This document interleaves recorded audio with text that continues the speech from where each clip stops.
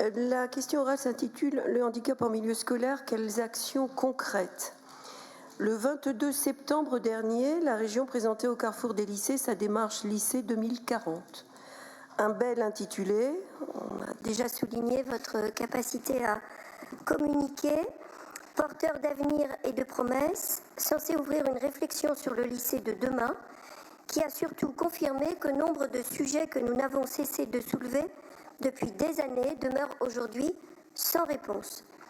Ces thèmes, en effet, ne datent pas d'hier. Anticipation de la démographie lycéenne, notre contribution en avril 2024.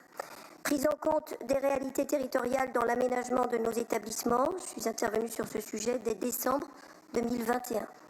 Sécurité dans les lycées, nous sommes avec Marc Le Fur intervenus dès 2016 sur ce sujet. Taux d'encadrement des élèves ou encore gestion bâtimentaire et énergétique de notre patrimoine scolaire.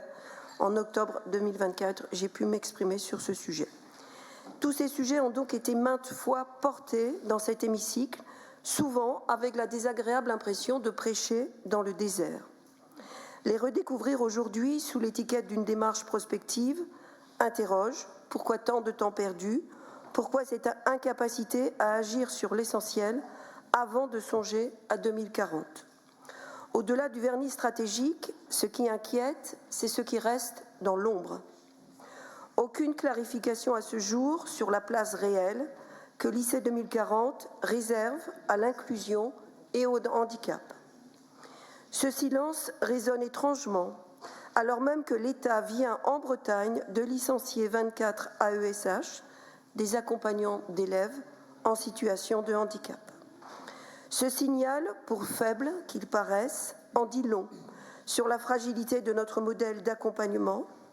Il révèle aussi combien la scolarisation inclusive repose sur des équilibres précaires et sur une chaîne de responsabilité où chacun se renvoie la balle. Si la région a été récemment sollicitée par le département du Finistère à propos de l'accessibilité des transports scolaires, la question va bien au-delà de la logistique. L'accessibilité, ce n'est pas seulement la rampe d'accès à un bus ou un bâtiment. Je rappelle que vous avez substitué ce terme et vous en avez utilisé un autre qui est la praticabilité, ce qui est déjà un signe très négatif. L'accessibilité, ce n'est pas seulement la rampe d'accès à un bus ou à un bâtiment, c'est la capacité de notre institution à garantir dans la durée une égalité réelle de conditions d'apprentissage.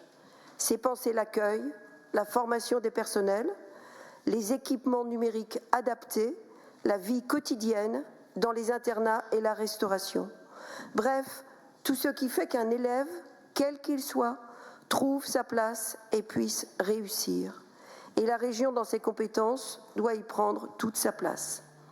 En dehors de, je cite Madame Pellerin, en dehors de l'appropriation collective pour faire cause commune, concrètement, comment comptez-vous adapter vos politiques aux lycéens en situation de handicap, aussi bien dans le court terme que dans la perspective de 2040 ? Je vous remercie. Merci Madame. Effectivement, 2040, c'est bien trop loin. Nous y travaillons chaque jour